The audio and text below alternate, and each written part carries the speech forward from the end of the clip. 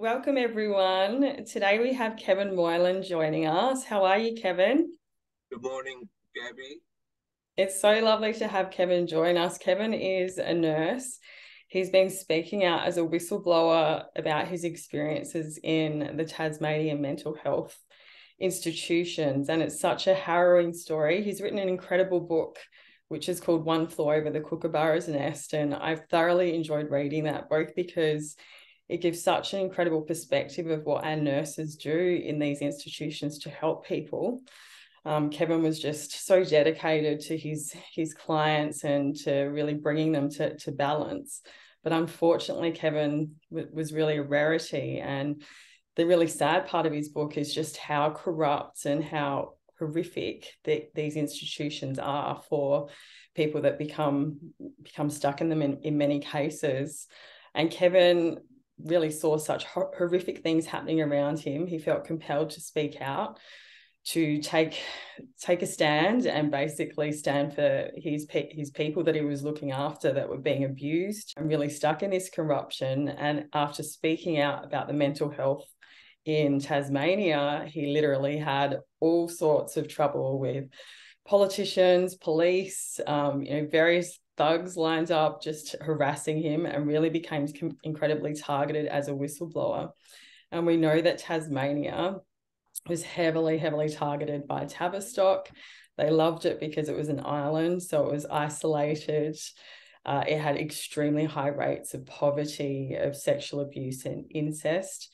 We know that Tavi Stock really targeted Tasmania for those things because it can really program this childhood abuse, allows them to program assets, which we saw with good old Cunningham Dax actually taking care of Martin Bryant's mental health for a decade before the incident in Port Arthur. So it's been incredible reading Kevin's book, and I highly recommend it. It's called One Flew Over the Kookaburra's Nest. And Kevin's come on today to share just some of what he saw in these institutions so we can really understand his firsthand experiences of mental health in Australia. Mental health was set up by Tavi Stock as well. We had Tavi Stock set up World Mental Health, and then Australian Mental Health was set up in Melbourne in the Mental Hygiene Department. So, Tavi Stock unfortunately has such long roots in our mental health facilities, and we know survivors often have so many issues with finding a therapist that is not indoctrinated, that's not going to reprogram them, that's not information gathering. So I'm really looking forward to hearing from Kevin today about what he saw firsthand. I wanted to share, just to begin, Kevin writes some amazing quotes, both in his book, but also on social media, just to alert the public to what's happening in Australia. And this was one about the mental health crisis. And Kevin said, "Shock horror, the mainstream media reports today 1 in 6 unlucky Australian citizens think suicidal thoughts. That means that 4.2 million humans are suffering here in Australia. Tormented, desperate, anguished, and on the brink. Decent, hardworking Australians. If just 1% break down severely, 42,000 of our fellow human beings and citizens and their loved ones will be visiting a horror and perpetual grief. No one will fully recover from, ever. Welcome to the lucky country for some," by Nurse Kev. So welcome, Kevin. I would love you to share some of your experiences and how you kind of ended up as a whistleblower in a very concerning institutions in Tasmania, Australia's little backwater. Yeah, those statistics are only 2 weeks old. This is post-COVID. So the current statistics, they're the most current statistics on suicide that I could come up with. But by the time this interview is finished, it's more than likely another Australian will kill themselves. So sad. Someone out there right now is on the brink. So we need to recognise that, and these are our loved ones, our friends, our workmates, whoever who have not reached out to help. And if they do reach out for help, where do they go? People can't find the professional help. It's not there anymore. So it's a double, triple whammy. those who are brave enough to actually come forward and seek help. Um, it's a terrible situation. It's in the papers, it's in the news every day, but these people don't have anywhere to go. And it's a national tragedy that is being covered up. Now, before we start, it's important you know where I come from and what we call pre-morbid personality. What type of person was I before all this happened? What type of nurse was I before I went to Tasmania and couldn't ignore any longer what I was witness to and party to and vicariously associated with? My father went to war. My father, Jack Moylan, went to the Second World War. Sergeant Jack was his name.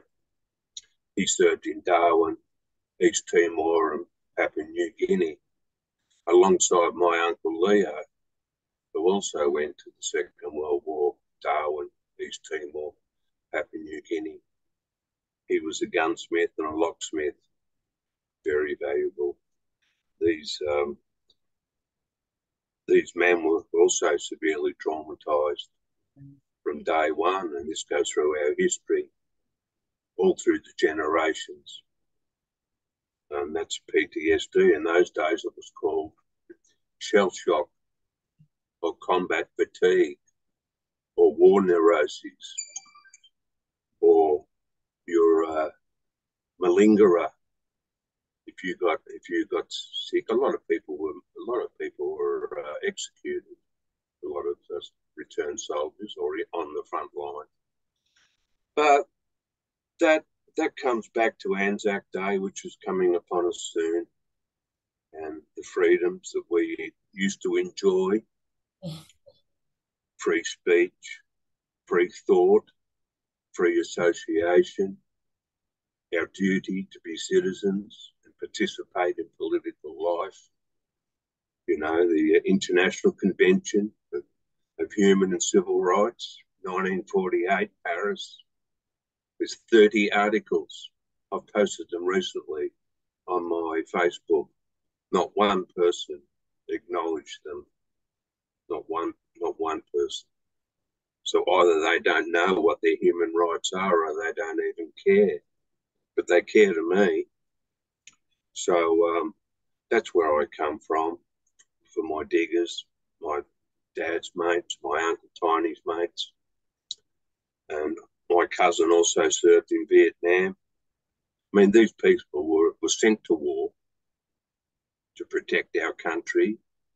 Otherwise, we would have been taken over in the Japanese imperial invasion. We'd be eating rice, sipping on sake, speaking Japanese. It wasn't for my father and my uncle and all his digger mates and the women and the nurses who all protected our country from foreign invasion. So that is still very strong with me. Well, of course, Anzac Day, they'll all be out there waving their flags, but they'll forget about it by night time. Secondly, something else needs to be noted, that my book I first published in August 2016. I had 5 book launches, one in Shepparton, my hometown, at the local Lemnos Football Club, where my father used to be captain, and the Shepparton Football Club, where my father used to be captain, still holds the record for the most goals in one game, being 18. He was only 5'8". Then I had another book launch at the Rising Sun Hotel in Richmond, in Melbourne, which was a fantastic turnout. The guest speaker there was Jill Iliff. She was the Federal Secretary of the Australian Nursing Federation from 1999 to 2008.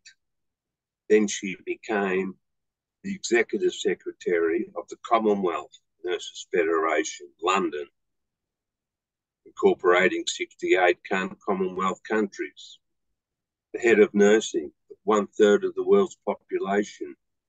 She wrote the foreword to my book, a wonderful foreword. saying that Kevin Moylan was one of the bravest people she's ever met. And she urged everyone to buy my book, every nurse, every patient, which is every person, if you're not going to ever be a patient, and every politician in this country to read my book. Then we moved to Hobart, which was my, don't forget, I hadn't been back to Tasmania hardly since all this happened. I went back there at grave risk to my health, safety and well-being, but I had to do it. I had to do it. I had to go back to where the war, it's like going back to Vietnam. Well done. Well, I had to, Gabbi. I had to. There's no other way. But luckily, I had an ally and an advocate called Jed Carney. And Jed Carney was the president of the Australian Council of Trade Unions in Melbourne, ACTU. And she was formerly the assistant secretary of the Australian Nursing Federation. So she knew my story well since 1999. So this is 2016, right? So we're talking 7 years she's known me. But she gratefully and thankfully came down to launch my book, non-fiction book, may I add.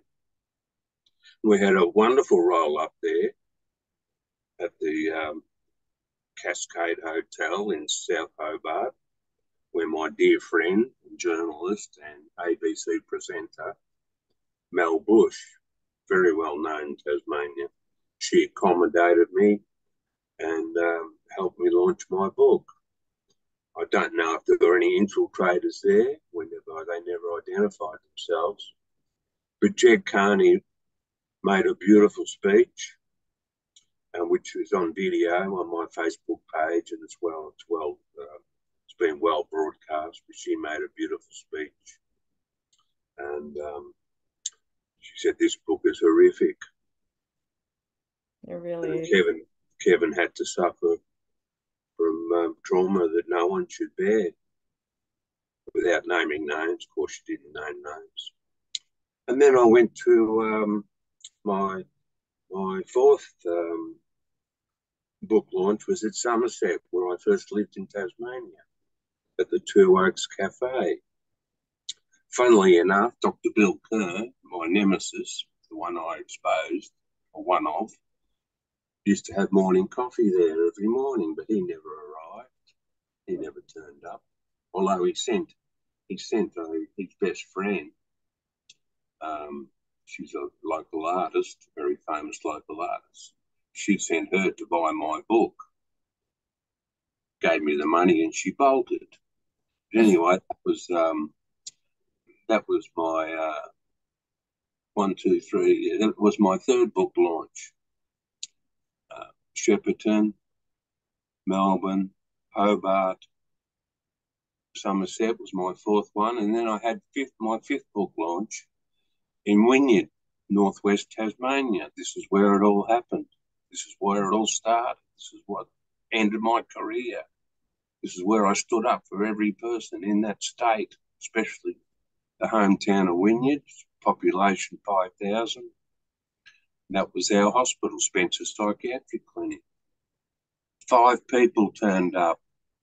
Wow. I was shattered. One of them was my musician friend that I met on the Spirit of Tasmania on the way over, Thomas Mitchell, wonderful fella. So I was shattered that my people never supported me.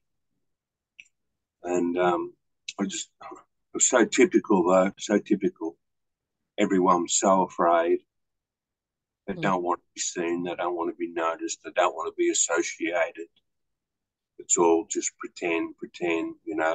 I'm sure behind the scenes they supported me. I'm sure behind the scenes they all whisper. But this is the fear factor of the whole island state. It's been going on for generations. That those who stick their necks out, put their heads on the chopping block, you will be targeted. directly or indirectly, overtly or covertly. So I was so disappointed that these are the people I advocated for. Yeah. These are the ones that have to go to hospital, the Northwest Regional Hospital now. Wynyard Hospital was shut down in 95, 94. The new Burnie Hospital opened up February 95. 94, sorry. I left in February 95. So that was the massive transition from Wynyard to Burnie. So our psychiatric unit became part of the general hospital. And then I had one final book launch in Newstead, Victoria, where my book was published and where my dear old editor, bless his soul, Nick Hudson, who had just passed away, whose 90th birthday last week. But Nick was a wonderful man. He took my book, wouldn't have been completed without him. Yes. Now, Nick Hudson is very famous. He goes way, way back when he published a book called Spycatcher, which was about the British MI5, MI6, and the Russians. And he tells the story of he was the head editor for Heinemann Publishers, and he tells the story about Spycatcher, and they expected it to sell maybe 2,000-3,000 copies. And this was about spying and MI5, MI6, and the Russians. And until Margaret Thatcher banned the book. Wow. And so did Bob Hawke later on. They banned the book. So it ended up selling 8 million. So Nick had the brilliant idea. What did he do? As soon as Margaret Thatcher banned the book and Bob Hawke was going to follow, he rang the editor of The Age newspaper in Melbourne. And next thing you know, it's headline, front page. So apparently we're a democracy, Kevin, but books can get banned. I wanted mine banned. They wouldn't do it. They didn't have the guts. I wanted mine banned. Come on, Nick. Come on. No, he wouldn't. But he was too afraid that I would be targeted more. So remembering my book was 210,000 words originally, and Nick whittled it down to 65, I think. So I'd written 3 books in one. Of course, a lot of that was just debriefing. But dear Nick, you know, he's in his 80s. He had to edit my book. We had lots and lots of confrontations because he was very set in his ways and he didn't want me to be compromised or targeted. And defamation. His daughter is a lecturer at Oxford University in London, in Cambridge, in defamation law. Emily's his daughter, Emily Hudson. She's she's at Oxford. So Nick was very cautious not to compromise me, but I wanted it out. I kept accusing him and dumbing my story down, which got his eccles up. But anyway, we got through it. So I had my last book launch at Newstead in country Victoria, which is just between Maryborough and Castlemaine in the goldfields, tiny little town. But I'm eternally grateful for Nick. Otherwise, we wouldn't have got a book. So they're my book launches, right? So there's one other thing that must be noted. And I'm not proud of it, but, I am proud of it. I first published in 2016, August, and I published again in 2017.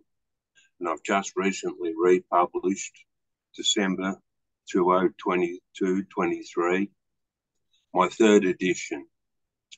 Now, in that time, not one person, not one politician, not one QC, not one barrister, not one unionist, not one psychiatrist, not one friend, family member, or any other person has ever disputed, challenged, denied, refuted my witness and testimony,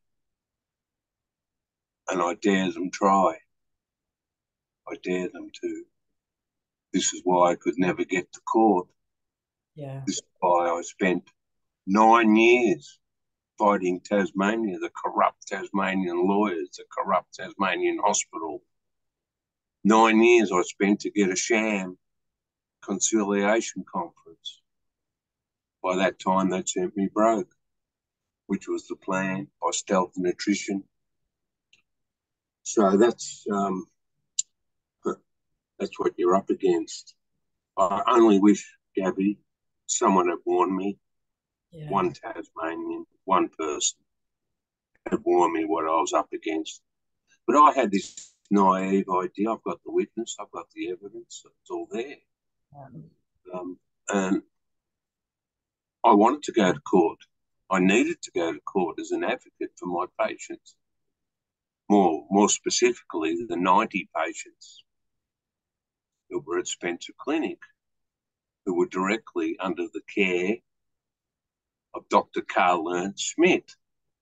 Carl with a K, Ernst Schmidt, who came to us in 1994 after the retirement of 26 years, thank you very much, of Dr. William Campbell Kerr, Bill Kerr, who had been there for 26 years. The doctor, as they call him, everyone called the doctor. Here comes the doctor. Where's the doctor? Watch out, here's the doctor. They all called him the doctor. I called him Bill. But when Schmidt arrived, he was an absolute disaster. I knew within 5 minutes. Anyway, as things turned out, he was worse than a disaster. He was a monster.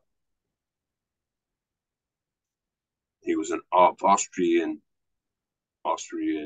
background, Austrian descent.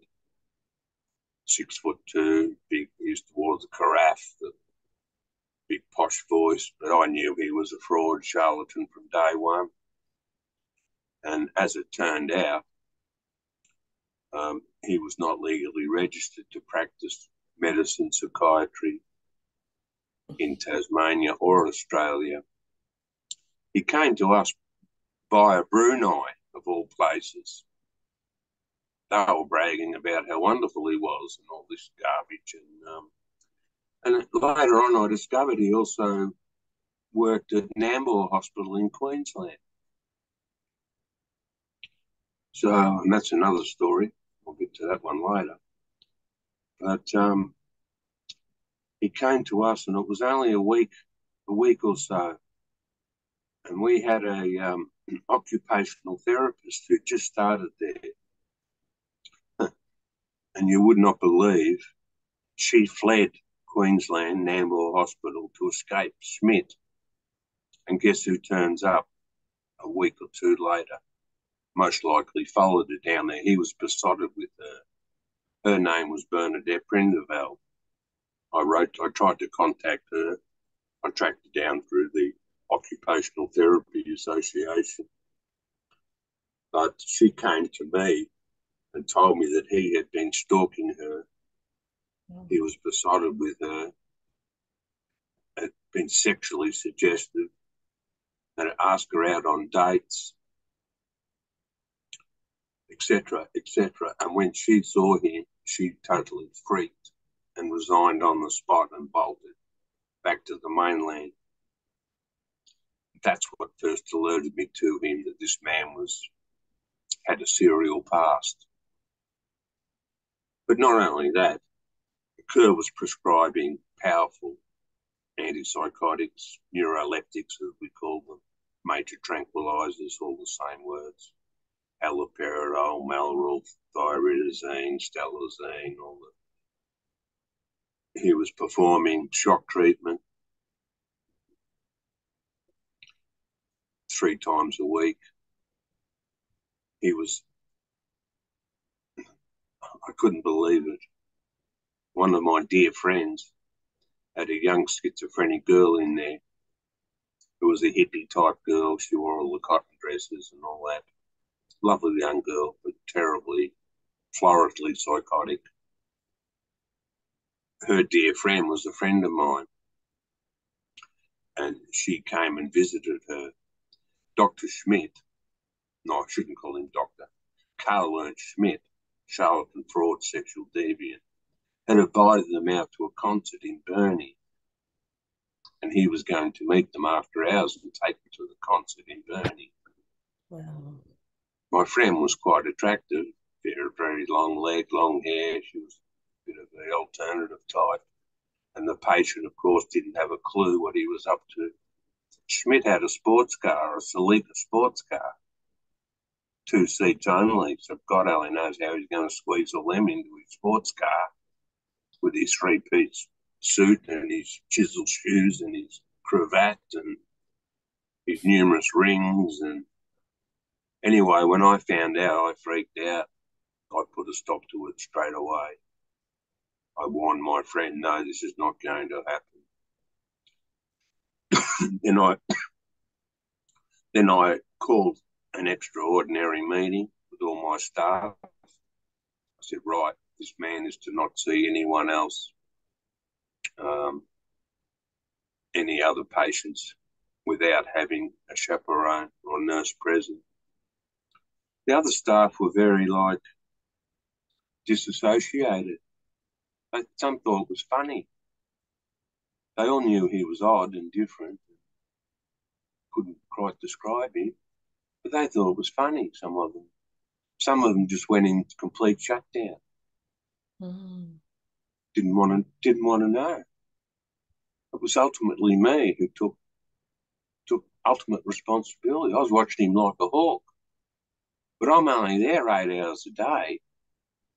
Sometimes I was afternoon shift. I refused to go on night shift while he was there. They knew why. The management knew why. I contacted all the consultant psychiatrists, Dr. Marianne Horton, who just joined us from Victoria, the new queen of Tasmanian psychiatry, who grew up in a mental hospital in Ballarat, Lakeside. Her father, Steele Horton, was a superintendent. She was born to be a psychiatrist. She came to Tasmania. She was appalled too. She was warned off. No one was indispensable, they told her. She was our new psychiatrist, community, Northwest Coast. Of course, Schmidt was the new acting Northwest Regional Director. So you really had someone in charge of a whole region's mental Devonport, from Devonport to Ulverston to Penguin to Burnie to Wynyard to Smithton to friggin' Queenstown, you know? And he's a sexual deviant and just a lot of concerning behaviour from day one. He was organising patients to go up and meet him at Mount Roland, some resort. He was meeting patients downtown, having coffee and buying them cakes. No, everyone else was oblivious. Shame on them. Dereliction of duty. But they were just in self-protection mode. Yeah. Because Kerr had been there for 26 years. But Kerr employed this monster. And I let him know it. But Kerr never checked him out. He just wanted to get him out and get his superannuation. Live happily ever after on his hobby farm. With his cows and his dogs. And his alcoholic wife. And whoever else, and his girlfriends. You know, there's another story. He had an affair with the director of nursing, you know. That was all secret. Also, what's secret? No one to talk about it. So he was also an adulterer, you know. I will put my credibility up against his any time. To this day, Kerr has history too, right? We talk about Tavi Stock and Masons and all that stuff, Masonic Lodge. Getting back to Schmidt, though, I alerted Dr. Nielsen. She finally came and took charge and said that Schmidt was to no longer have contact with that patient. I said, what about the rest of my patients? I've got 21 patients here. Then another patient.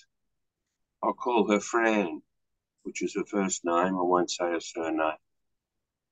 She came up to me and said, Dr. Schmidt has written me a love letter in German, telling me how much he loves me and that he'd love to have sex with me, but it wouldn't be ethical because I'm his doctor. Wow. He's my doctor. I freaked then too. So he was a predator, just taking advantage of these. And was also a registered nurse who was broken down over the years. So she was totally credible. Yes. And this all added up, see. I knew Schmidt was a child. He was prescribing double doses of haloperidol. And he didn't know what doses even. He didn't know about psychiatry. And then one thing led to another when I took charge. And I eventually, see, he lasted 3 months there before I got rid of him. Me, Kevin Francis Moylan, I got rid of him. But then I became the troublemaker. I was seen as the de facto leader, see, of the unit, Spencer Psychiatric Clinic in Wynyard. So I was targeted then on. But all this led me to go down to Hobart to the head of the AMA. See, I'd already looked up the AMA medical register, right? He wasn't there. Then I went to Hobart, went to the library, looked up the AMA register and the Tasmanian medical register. He wasn't there. So brave little stupid me headed off to the AMA headquarters in South Hobart, which at that time was run by Doug Lowe, former Premier. Fancy that. Now in charge of the AMA. I went there not snooping around. I wanted them to prove to me that he was legally registered to practice. Wow, did I get shown the door. Wow. And it took you, a nurse, to really check out these people that are put in, very powerful positions, looking after so many individuals, mental health, really vulnerable people as well as staff. Terrific. Well, they were negligent and reckless in employing this man. They were desperate to get anyone. Kerr said to me when I berated Kerr for employing this freak, I called him Dr. Freak. He's in my book, Dr. Freak. It's in my book, chapter 8 or 9, I think. Anyway, Dr. Freak. Kerr said, we weren't to know. We weren't. And he said, anyway, we were desperate. I said, I'll give you a freaking desperate. You weren't here controlling this piece of works. Anyway, it's so sad that Kerr came out of retirement to cover up for him. So I don't know exactly when they discovered he was not legally registered and who he. I don't know. He could have been could have been Dr. Schindler for all I know. He could have been Hermann Goering, Dr. Goering. I don't know what his real name was. He just said he was Dr. Karl Ernst Schmidt. But there was a Karl Ernst Schmidt. See, he'd be dead now. He was like 75 at this time when he came to us.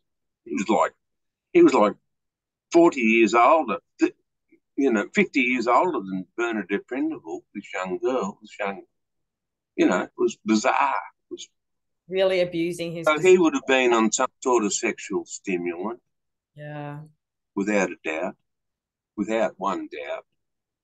And he would come in, nurses be eating their meal, and he'd come up with a picture frame hook and scoop the meal up and start eating their meal. Another time he was hiding behind the door when people walked in and go boo. Now, Dr. Kerr's partner in general practice, Dr. Frank Reynolds, great man, who had a very close friend of his who was also one of our patients. I won't say how close, but very close to him. He knew he was a maniac. He was a GP in the local town up there in Upper Burnie. He knew he was a maniac. Everyone knew he was a maniac. They just let him go, let him go, let him go. So really all of these people are just, it's like they're covering for each other, isn't it? Like you've got Kerr, who was linked, he was ex-army. You know, your Sergeant, yeah. He was called Captain. profile of a Tavistock, you know. He was Captain Kerr. Yeah. He freaked out when I found out he was Captain Kerr. I rang his home once and called him Captain Kerr. He thought it was one of his old comrade mates. And I said, guess what? We're going to get a Royal Commission. And he freaked. He knew it was me. I've never rang him since, by the way. He's an old, decrepit man now. His wife has died through alcoholism. And Kerr is a devious man. I was warned about him by his other partner, Dr. John Burke, who had racehorses, and we were friends through racehorses. He took me to the races. He said, you watch Kerr. He's a smart man, and you watch him. I said, yes, I know he's smart. And I knew what he meant too. So you watch Kerr. This is after I became outspoken. See, that's the only warning I probably ever got. That was his partner at general practice, Dr. John Burke, who's, I think, recently left us. He was the first one to alert me. And Kerr. See, I remember one story when Kerr, this is what twigged me on to Kerr and psychological warfare, brainwashing, the power of suggestion, as they call it. May I suggest to you, you know, all that lawyer stuff. We had a young patient called Daryl, lovely young fella, simpleton, lovely young fella. And Kerr was bragging one day about he could make him say or do anything he wanted. And poor Daryl pleaded guilty to a crime he didn't commit in the Burnie court. And Kerr was bragging about how he could do that. That's what made me twig. See, Kerr never knew what I knew about psychological warfare, power of suggestion, brainwashing, especially people with low IQ, a la Martin Bryant, a la half of Tasmania. You know, most people are literate down there. And I'm not being derogatory. Yeah. It's a well-known fact. They're not totally literate, but, you know, they cannot, they grew up, you know, in a very isolated community. And, you know, if it wasn't for people like me improving their genome, us mainlanders come down there, you know, it's like having one racehorse side of the whole, you know. You've got to share the breeding. But these poor people are illiterate. They're not very worldly people. You know, that's not their fault. That's where they live. Some people never left the island. Some people never been to Hobart. Lived there 30 years, never been to Hobart, you know. And who do you befriend? Who do you have relationships with, you know? A neighbour over the hill. But that's just the history of the place, you know. That's why we've got Huntington's career and Parkinson's and all these, you know, cerebella, what's it called, ataxia, all these genetic disorders, yeah. Yeah, you know. There's like really high rates of alcoholism, incest. You know, there's child abuse in Tasmania is the highest rate in the whole of Australia as well. So no wonder there's such struggling mental health. Look at who's running the mental health. Yes. So, you know, very few people have actually disclosed this stuff until recently. Of course, we just had the Commission of Inquiry into institutionalised sexual abuse in Tasmania. The report was due out next week, but now they've put it back to October. October, put it back. This concerns, oh boy, I hope I'm not getting off the track, but this is the first ever institutionalised sexual abuse in concerns Ashley Youth Detention Centre, which goes back to 1970, 50 years. My dear friend Alicia Rose exposed all that. She was a whistleblower. She was totally crucified. Took her 3 years. She's only just recently got her workers' compensation. Wow. One of her colleagues tried to run her over in the car park. Same happened to me. We'll get to that later. So one of her colleagues, death threats, all this. So that's Ashley. Concerning. It's all on the public record. Look up the Commission of Inquiry. Started last July, finished in about August, September. So 3 months they went all through that. It concerned also Launceston General Hospital, mostly children's ward, where we had serial paedophile James Jeffrey Griffin, who was a registered nurse for 18 years at that hospital in children's ward. So horrific. And poor brave Tiffany Skeggs, who blew the whistle. He had, after Tiffany's father died, aged 11, he groomed her from the age of 11 right through to she was 21, 22, when she finally got the police to take action. He groomed her all that time and did some terrible things to her and took her overseas, photos, videos, the whole lot. And when they returned, when was that, 2019? Tiffany just recently put this on her Facebook page. It's all public record. When she returned to Tullamarine, the federal police and border force looked at their cameras and their videos and made them delete every single thing instead of protecting Tiffany. Wow. This is all gone because the federal police were not subject to the Commission of Inquiry. They weren't in the terms of reference. Of course. But Tiffany just been brave enough to recently put this back up on her Facebook page only 3 days ago, highlighting how disgusted and traumatised she was. So awful. Now James Griffin had a laptop, right, when he was a student nurse back in 2020, 20 years ago, that he sold to one of his student nurse friends. Of course, James Griffin decided to become a nurse about age 40 at Launceston campus. Well, he sold his laptop to one of his students. But lo and behold, he didn't clean it. Oh, my gosh. And the student nurse who bought the laptop had seen all this child sex abuse material, photos, everything else.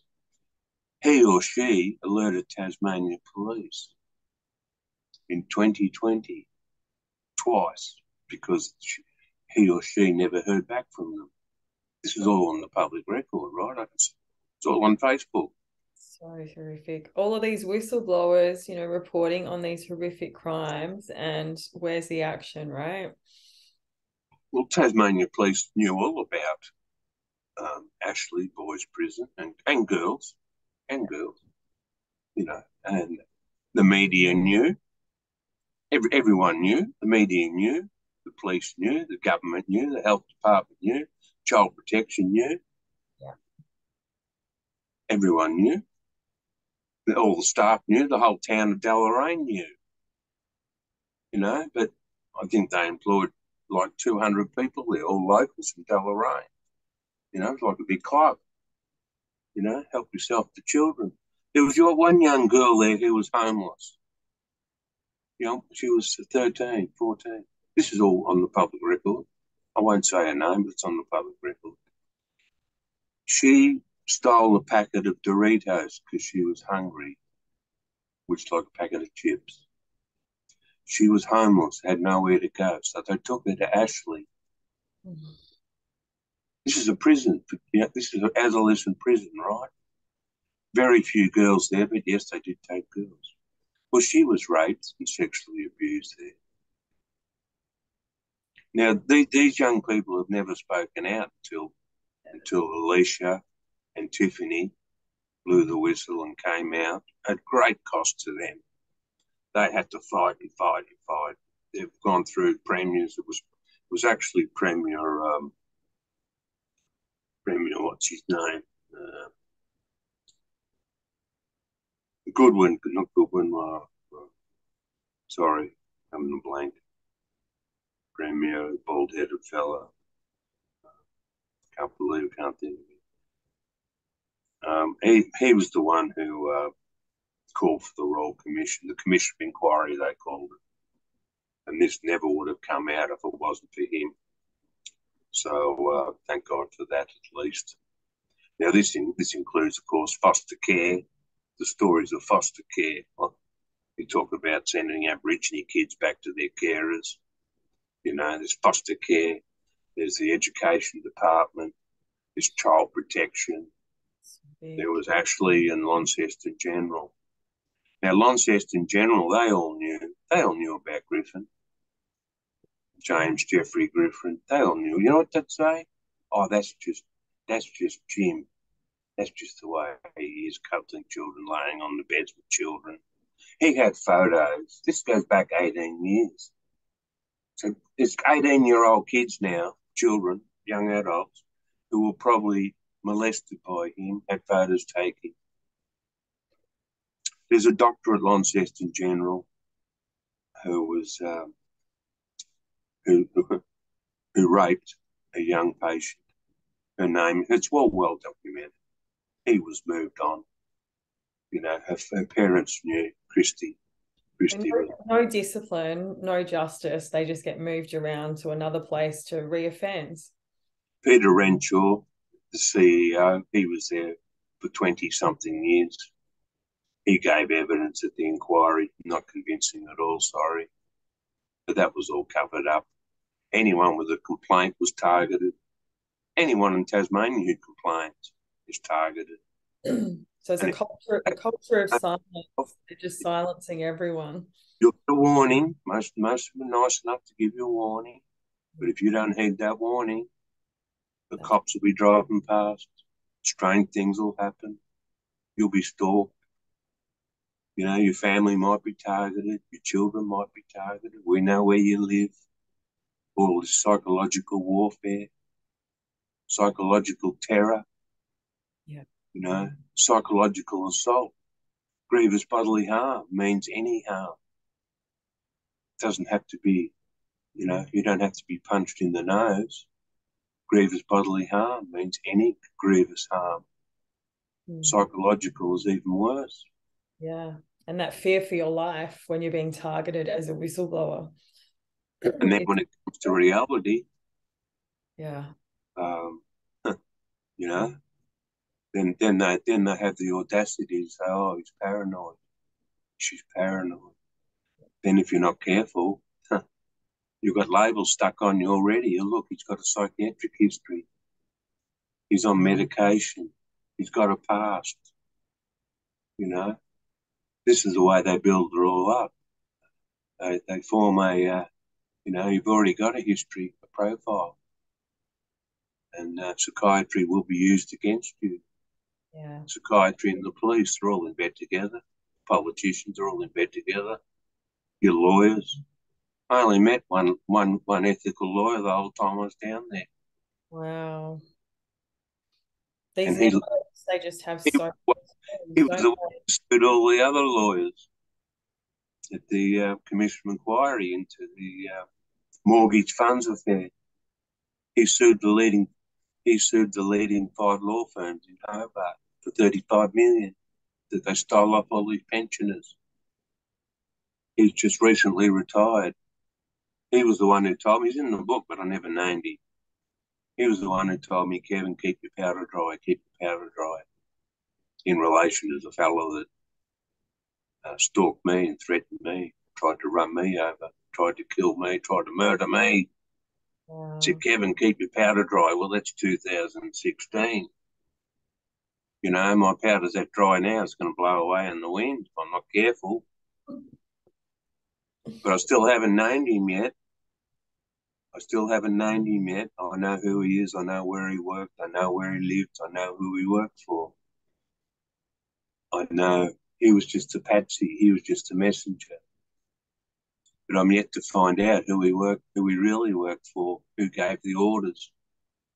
I gave evidence to the Commission of Inquiry into child sexual abuse and assault and rapes.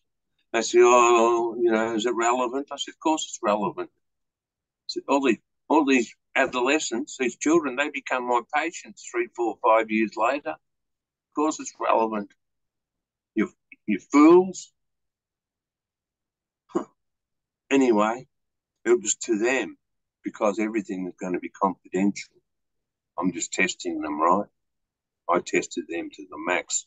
I first disclosed to them in complete and utter confidence and confidentiality under the Commission of Inquiry, right, a Royal Commission. I told them what his name was and where he worked and who he is and where to find him. So they know. So if anyone else knows, they have leaked that information. See, I could go down to Tassie tomorrow and make a citizen's arrest. And I fantasize about it all the time. I'll take him in myself. But who do I go to? Yeah. Yeah. It's the cops. Yeah. Never trust them. I'll never trust a Tasmanian policeman ever again. Yeah. Or a lawyer. Or a politician. Oh, sorry, I did have a couple of politicians I trusted, but they're all gone. I'll never trust any, or a health department worker, or a public servant, or a bureaucrat. Never, ever again. Because they're all in Club Tasmania. See, I was a mainlander. I was 31 when I moved to Tasmania, on my own with my dog Fred, and a trailer load full of furniture, and Fred the bush kelpie, my little dog, who grew up there. And we had a wonderful life until all this happened. We had a magnificent farm, like you would not believe how beautiful my farm was, and forest, river frontage, river flat, the English River, which runs into Wynyard. That was my river frontage. I had rainforest, my own creek. I had wallabies, I had possums, I had Tassie devils, I had porcupines, better call them kinders.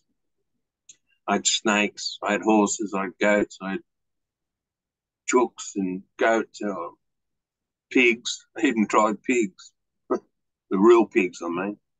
And a beautiful forest, like you would not believe, my trees and the beautiful man ferns and my creek and a waterfall and these massive rocks where the Aborigines used to meet, like boulders, it was like the Olgas I used to call them, and magnificent forest. And I was living there happily ever after. Spent 7 years building my magnificent house. You've seen photos in my book. Yeah, my pole house. I spent, I haven't had a holiday since 1985 when I came back from around the world. I hadn't had a holiday. I just realised the other day. And this is what I all lost. Yeah.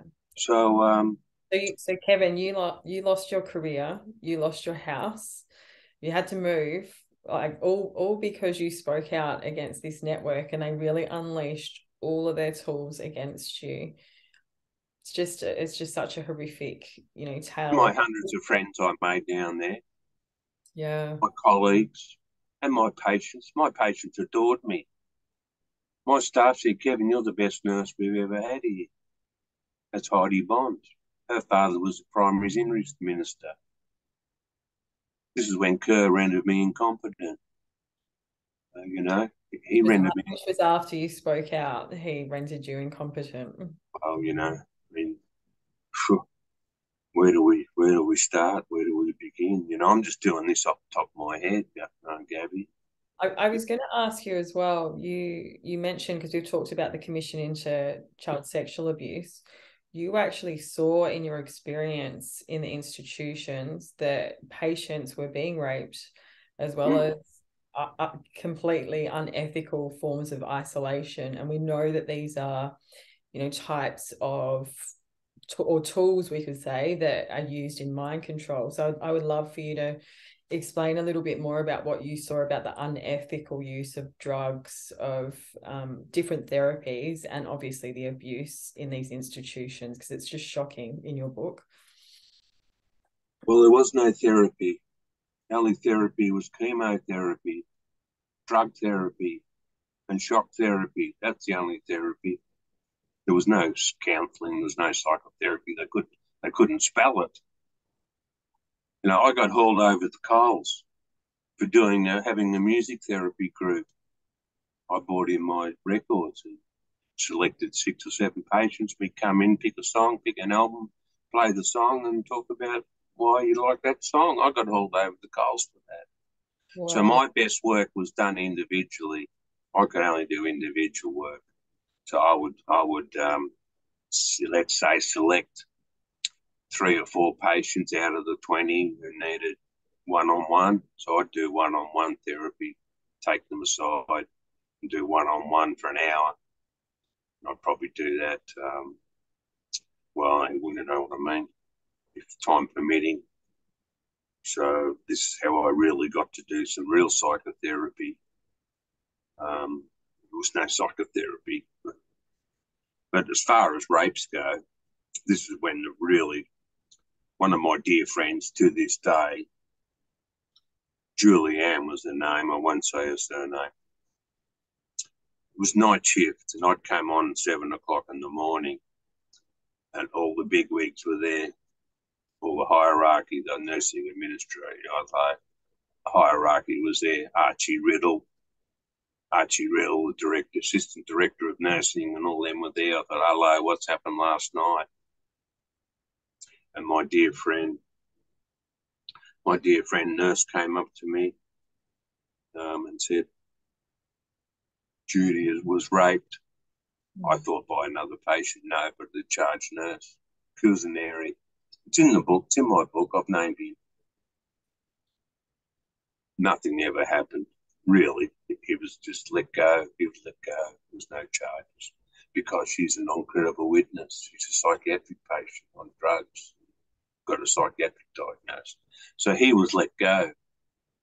And lo and behold, guess what happened? He turned up at Frankston. It's in my book. Same thing happened there.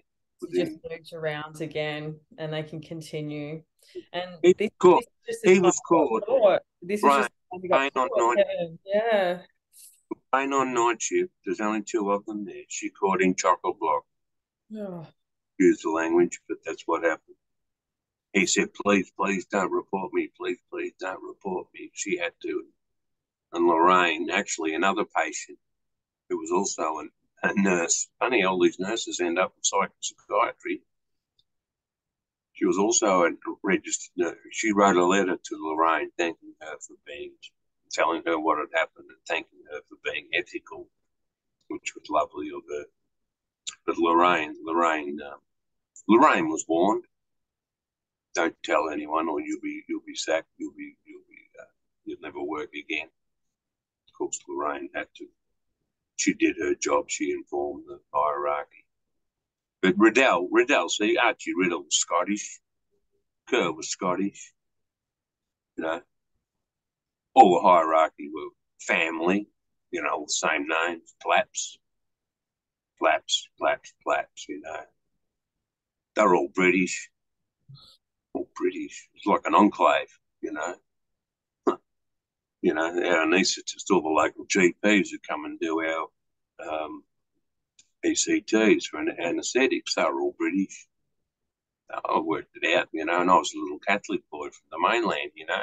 They get your information, they find out who you are.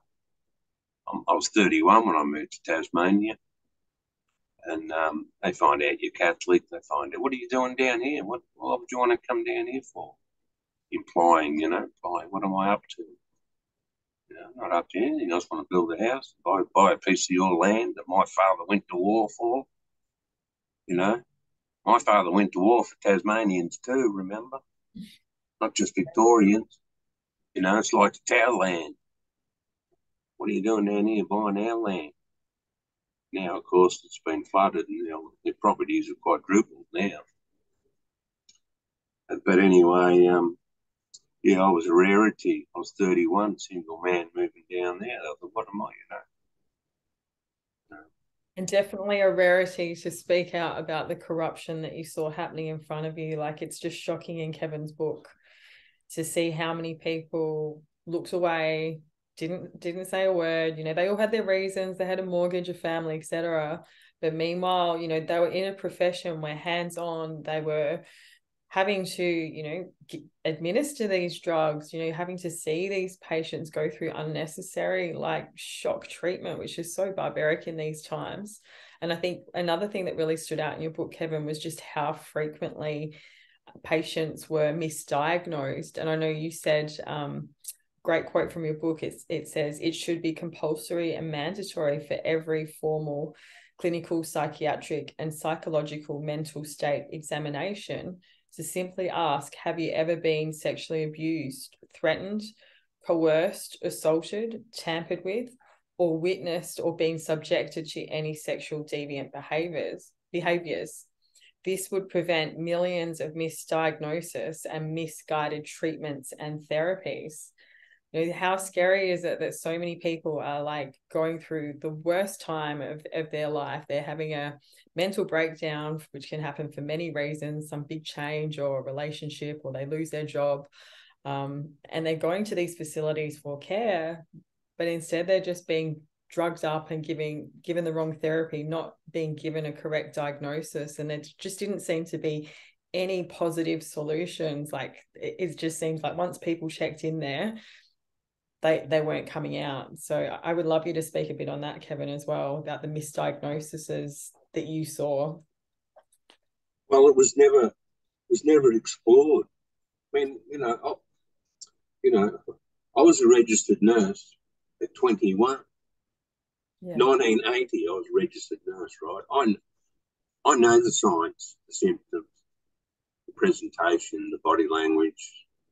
I can almost tell before I even speak to them. But it was never, ever explored, right? You're not to know. It's better off not knowing. These people are diagnosed with anxiety states, depression, you know, adjustment reactions, alcoholism. You know, it's pretty easy to put other labels on it. You know, you don't get a diagnosis of being sexually abused. You know, you don't get diagnosed as sexually abused, but all the secondary symptoms they will, of course. And once you do come out, even if you did come out, so what? Where do you go? You know, it's never explored. See, don't forget, when I was a community nurse in Victoria, community nurse, after I came back from around the world, after my world tour, I was a community nurse.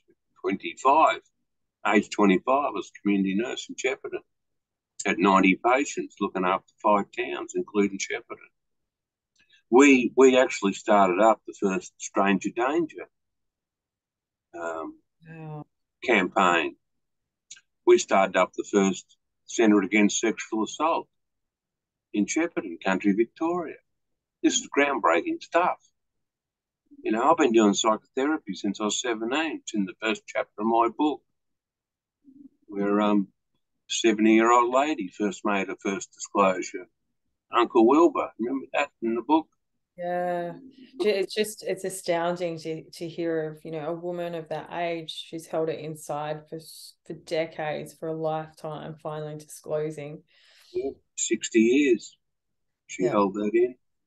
Wow. And she was given the opportunity just in a support group. We weren't targeting anything particular, but she felt comfortable, had to get it out before she died. Yeah. See, this is groundbreaking stuff that we did, you know. Then I go to backwater Tasmania, you know, where it's all bloody, oh, he's just an alcoholic. Oh, he's just an alcoholic, you know, or he's just a drugger, or she's just neurotic, you know. Oh, yeah, but why? What happened to this person to become like this? No, don't go there. Don't go there. Domestic violence, you know, bashing. I know stories that people, you know, this is going back right before I got there, you know, the talking about deformities, and, they call them two heads. They used to call them two heads just because of genetic inbreeding, right? Now, I know children were tied up down the backyard, allowed to come in at night, whole incest through the whole family. To get a New Norfolk, these types of places. Collinsville, up the back of there. You can't. These people are severely deformed, severely retarded, intellectually disabled, like you wouldn't believe. They come to town once a fortnight to get their check, and then they'd be gone again. Horrific stories. This goes way back to Royal Derwent, Willow Court. Royal Derwent, which I'll talk about later, was the worst hospital in the Commonwealth. This is going back early 1900s, right? It was the worst hospital in the Commonwealth. I got the report. How many hospitals in the Commonwealth? This was, this includes Africa, Biafra, everywhere. You know what I mean? And I've been to Ward 7. I had a few visits there. So Ward 7's a notoriously known part of the mental health system in Tasmania, where most states in Australia were called Ward 7 in those days. Right. Ward 7, Royal Derwent, Willow Court. I put it in my book. I told a few stories about Ward 7 in my book. Would you be able to describe just briefly, like the kind of unethical treatment that? Although, they'd all be drunk at night. The staff were like morons, They were just like something out of a freaking freak movie. But I must tell this one story. Poor old Harold. He was like near 80, late 70s. It took three GPs to diagnose him with presenile dementia, a la Alzheimer's.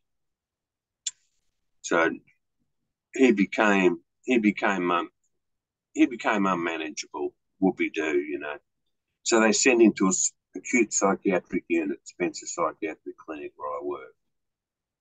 Well, within 12 hours, they couldn't manage him, so he was severely drugged.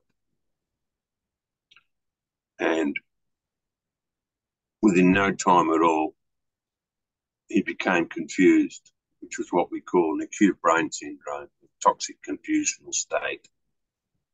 Then he became more aggressive. Of course, he was used to wandering around on the farm, not locked up in a tiny room. So then he became quite delirious, calling out. He wanted to seize cows, probably visually hallucinating as well. One thing led to another. He was totally unmanageable. I said, we cannot manage him here. We just could not. He should have been in a nursing home. We should have been left on the farm wandering around with his cows and horses. Just let him drift away, doing no harm. He's doing no harm to anyone. This is what happens when you get into the system. So next thing you know, we've got air ambulance flew him down to Hobart. I volunteered to take him down. I didn't want to, but there was no one else, and I didn't want anyone else going near him. So we heavily sedated him. We took him down to Royal Derwent, Ward 7, for the criminally insane, at the governor's pleasure. Anyway, when I walked in there, saw, it's got the deadbolt on the peephole on the door. Slide back the peephole. Who is it? Yes, it's Mr. Harold. Come on in, bars everywhere, floor-to-ceiling bars. And patients, while they were groping at each other, urinating on the floor.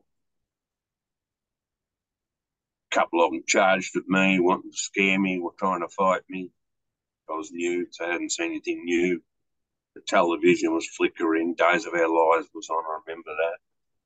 It was just like something out of Charles Dickens. Yeah. I could not believe it. Tiles and just all these people drooling. One bloke was masturbating in the corner with his pointy buck teeth. Anyway, this is where Harold had to go. I Oh, was beside myself. I was just totally beside myself. I said, "You bastards, you mongrels, how can you do this to me?" yeah. Anyway, I was trapped. We got the area ambulance down. I had to get the taxi back home. It's just a 5 hour drive from Wynyard to rural Darwin. Anyway, said a few Hail Marys and a few Our Fathers and said goodbye to him and blessed him and left. Never to see him again. But after I left the hospital, his dear wife, Betty, she was a highly educated lady in the education department, ex-school teacher. I went and saw her at her home after I became whistleblower. I told her what I did and what I didn't do. And I felt very guilty about leaving him there. Yeah, heartbreaking. Vicariously liable, in my eyes. And she sat me down and said, "Thank you, Kevin." She was a holy lady, I'm sure. She said, "Thank you, Kevin." I said, "Oh, I had to come see you, Betty." This is at her home, totally foreign to me to go and do that. And she said, "Kevin, I must tell you what happened to Harold." Well, within a month, he'd lost 5 stone in weight. Obviously hadn't eaten thing. He was a big man. He was like 15 stone, 16 stone. He was a big man, big hands. Oh, he'd break you in half if he wanted to. Early pioneer of this country. Another war veteran who fought for this country and ended up there. It's a sad. And Yeah.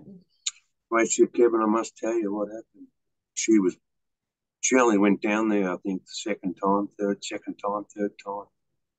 And the nurse came up to her. Nurse, I put that in brackets. A nurse came up to her and said, "Betty, you must get him out of here now." She said, "Why?" And she said, "Harold was being raped." Oh my God. He was 80 years old. Harold was being raped. And she said, "By whom?" She said, "Another one of the nurses on night shift." Oh, So she packed him up, took him straight home and nursed him till death. God bless. Yeah, this is what goes on. someone's father, someone's grandfather, someone's brother being treated like that in their, their last days, by these systems. All these sons from around Wynyard, I won't say their names. They will know. They Yeah. will know. Very well known family. They're all good fellas. Love their motorbikes and cars and that. Yeah. But they'll know. They'll know. Betty's probably passed away now. And these stories have to be shared, don't they, Kevin? So Well, people that's why I put in my book. it is. I write about this stuff. I'm re-traumatizing myself. Yeah. How many times did I re-traumatize myself writing that book? Over and over and over and over and over and over. I'm supposed to leave Tasmania and just start a new life. Then I thought, no, I can't. I've got to tell my story. Yeah. My story is incomplete. The mongrels. I'm not going to protect these mongrels anymore. They've already tried to murder me. Yeah.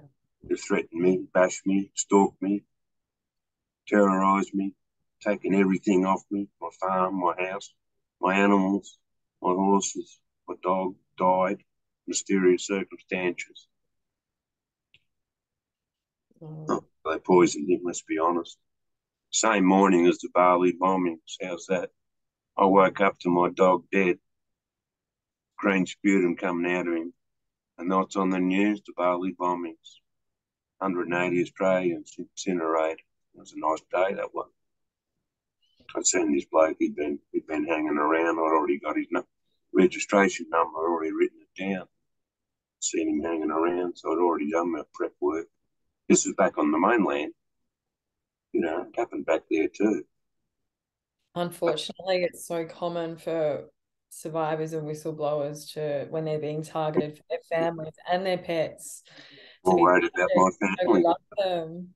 I'm Yeah. more worried about my family than me. Who knows what they're capable of? Who knows? All sorts of things.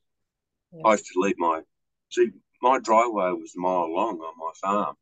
It was a mile long, totally forest, with a lock gate at the front. So the only way you could get in was break through the gate or walk in or come across the river.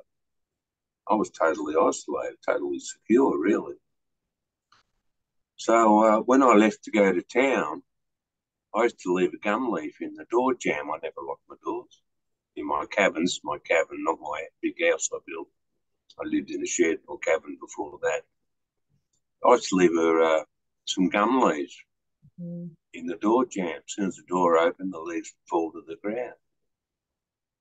You know, I wasn't paranoid, but I was highly suspicious. Maybe they poisoned my water. Maybe they poisoned Fred water. Maybe they bugged my house. I've got a bug here. I meant to show you. I found it out this morning. I'll show you next time. Yeah, they bugged me before I left. Because I never had a mobile phone. This is pre-mobile phones, right? This is pre-internet. This is 99. I never had all that stuff there. Wish I did. So, yeah, someone had been inside my cabin. I don't know whether they tampered with my milk or whatever. I don't know. I'm still there. But this is how you become hyper alert. This is all PTSD too, you know. State sponsored, of course. Hyper alert, hyper vigilant, hyper everything. Especially when they're always in your mirrors or following you around. So but we can only say thank you to you for being so brave and firstly standing up in the profession of being a nurse within these institutions for your patients that are enduring this horrific, unethical and inhumane treatment. Also for writing your book. And I'd love for you to show your book, maybe bring it a little bit closer and just let people know how they can get hold of it, because it's such an eye-opener to what's happening in our systems. And I think it's something every Australian should read. Definitely if you have friends or family that are involved or have been in and out of the mental health system, because you need to know what's happening in there so we can protect people as well. So would you like to let people know where they can get hold of a copy of your book, Kevin? Yeah, just before that, I came across something this morning.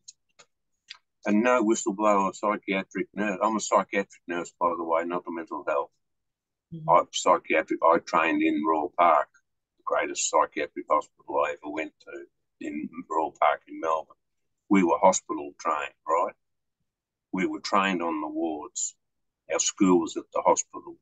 We're not university trained. I'm a psychiatric nurse. Not many of us left from that era. So we were trained into the wards. We were trained into the hospital. We're not general nurses who thought they'd do psych on the side, you know. But a nurse can have a whistleblower nurse can have no better advocate than one of his patients, whom he helped, and now she is out of the system. She has survived. She's living a drug-free, psychiatry-free life, and her life is blossomed. Yeah. This is what she wrote. This was on. This is what she put in the Tasmanian Times. It was a website that they had for all. It was a great website. Unfortunately, shut down. But this is what she wrote on my behalf. And her name is Jo Easton. Jo, she's named her name. She's quite happy. It's all public anyway. It's already public. This is what she wrote on my behalf. This is about my book. An amazing expose of a supposed hospital that was more like a prison, complete with a torture regime for those who didn't comply with the rules. I know I was a patient there many times and can vouch for everything Kevin writes about in his book. Everyone should read it to get the feel of what it's like for a decent moral person to work in a place like Spencer Clinic and most other mental hospitals are horrible institutions where a good percentage of staff are sadists whom enjoy inflicting punishment. Kevin was not one of those and had to struggle to cope in a system that was more about killing than caring. Wow. I can thoroughly recommend this book. It is well written, full of important information, and one of those books that will bring about much needed change in a very corrupt and evil system. Joe Easton. Bless you, Joe. That was a beautiful summary of your book. And I was incredibly moved by Kevin's book as well. I thoroughly recommend it. He's included a lot of documents, things that he saw. So it's so relevant and really just unpack. Yeah, let's show the cover. And please let everyone know where they can get a copy of your book from. And I'll pop that link in the description of the video too. It's quite simple. Dromana Books. DromanaBooks.com. DROMANA books.com. She's the lady who distributes them for me, posts them, and you'll get tracking and everything. So, by the way, I only get $6 per book. I spent half of my life saving printing these books, this third edition. So there's nothing in it for me. But I do say in page 1, page 2, I do want a movie out of it. Yeah, how great would that be? Well, that's when I know I have been successful. That's my total aim and goal, is to get a movie, because that seems the only way you can get people's attention. Yeah. And then we've got on the back, this book is amazing. It is raw, it is brutal, it is confronting, heartfelt and heartwarming. Kevin had to heal from horrors that no one should bear. And that's Jed Carney, at the president of the Australian Council of Trade Union, at the book's launch in Hobart. Well, Jed Carney, my dear friend and advocate and supporter, who stuck by me, one of the very, very few, is now Jed Carney, Member of Parliament. And she is the Assistant Health Minister of Australia and the Assistant Aged Care Minister of Australia. And she's recently got a photo of herself with my book in Parliament House. So that is wonderful. And then we've got Jill Eilert, who's the head of nursing of the Commonwealth. I recommend Kevin's story to every nurse, patient and politician in Australia. He's one of the bravest people I've ever met. And then we've got Dr. James Page, Professor Dr. James Page, University of New England, writing in the whistle. It is both a disturbing and uplifting book, an important addition to the growing literature on whistleblowing and whistleblowing recovery, as well as raising important questions about the nature and direction of Australian society. Indeed. Of course, that's Whistleblowers Australia, and that's the organisation that supports whistleblowers, which I used to be a member of. So, well, I think all we can say, Kevin, is bless you for your activism, bless you for bringing this book together.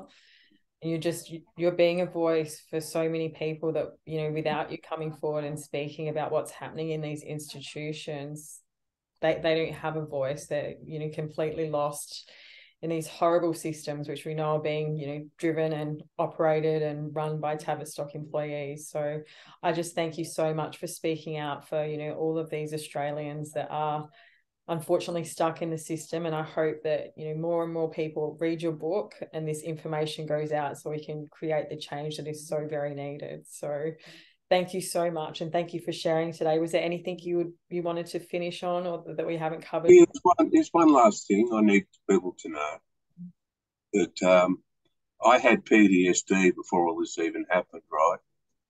Post-traumatic stress disorder. I had all. This was state-sponsored. they did their utmost to break me. They Sure. did everything in their power to break me and to terrorise me. There's no other words for it. And to deprive me of every basic human need. I ended up in the tent on the riverbank at the Murray River for 17 weeks, homeless, as punishment. Yeah. Okay? I was totally persecuted.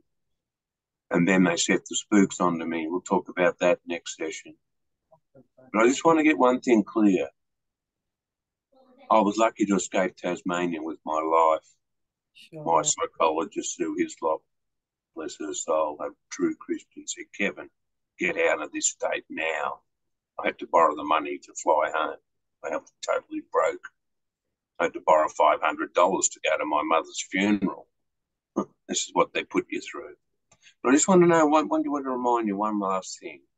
If any mongrel, if any scum, if any spook, any government agent, any copper, any fucking mongrel ever comes near me again, I will fight them to the death with my bare hands or whatever else I happen to have. And then I will be seeking political asylum to another fucking country. Fuck Australia. Fuck Tasmania.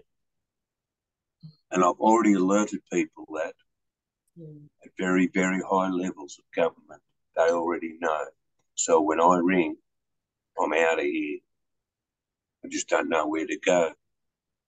Might go to, I don't know, North Korea sounds nice this time of year. Australia. Oh, bless you, Kevin. You're such a hero for speaking out for these people, and you've suffered so much. Yeah, well, there you go. I haven't shown my emotion till that last minute, but that's what it's like. That's what it's like. I've had 20 years of that.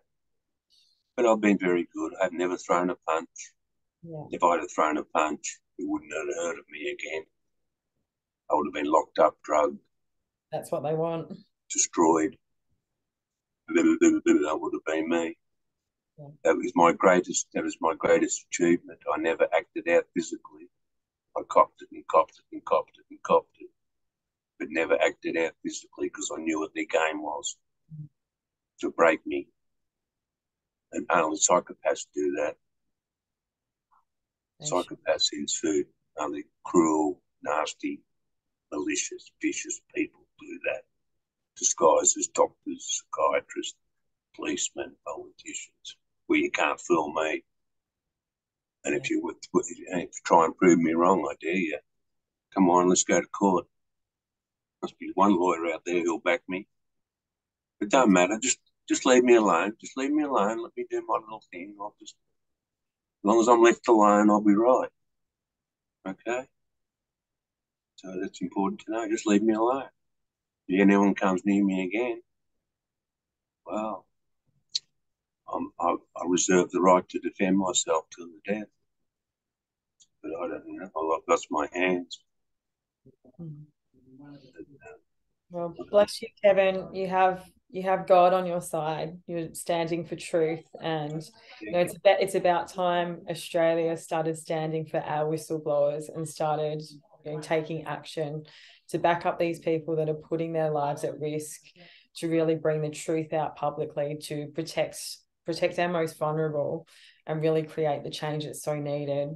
Because one whistleblower standing on their own against the size of these networks is just, it's an imbalanced battle. So as a public and as people that are aware and awake, we really need to stand behind these people and get their message out there. So Kevin, thank you for writing your book. Thank you for your time today, and sending you much love, much strength, and much protection. You take care of yourself. God bless you too.